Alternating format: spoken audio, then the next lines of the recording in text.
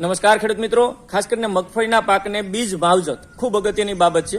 બીજ માવજત હંમેશા સારી ફૂગનાશક દવાઓની અથવા તો સારા જૈવિક નિયંત્રકોની અથવા તો પ્રાકૃતિક ખેતી કરતા હોય તો બીજામૃતની આપવી જોઈએ.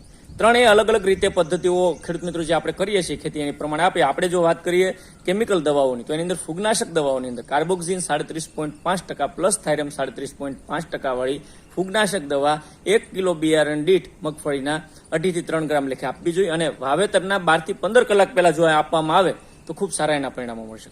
આ જ રીતના આ ફૂગ જન્ય રોગો માટે નિયંત્રણ માટેની છે. આ રીતના જ્યાં મુંડાનો પ્રોબ્લેમ છે, જ્યાં વ્હાઇટ ગ્રબનો પ્રોબ્લેમ રહેતો હોય ત્યાં ઇમિડાક્લોપિડ 40% પ્લસ ફિપ્રોનિલ 40%ના કોમ્બિનેશન વાળી દવા 1 ગ્રામ 1 કિલો બિયારણ દીઠ આપી અને સારી રીતે આપણે બંને ફૂગનાશકનો પટ અને જંતુનાશકનો પટ એટલે ફૂગજન્ય રોગો અને જીવાતોનો બંનેનું નિયંત્રણ સારી રીતે મગફળી જેવા પાકની અંદર કરી શકે. તો આ બંને દવાઓનો પટ આ રીતના આપવાથી ખૂબ સારા પરિણામો મળે છે. આભાર.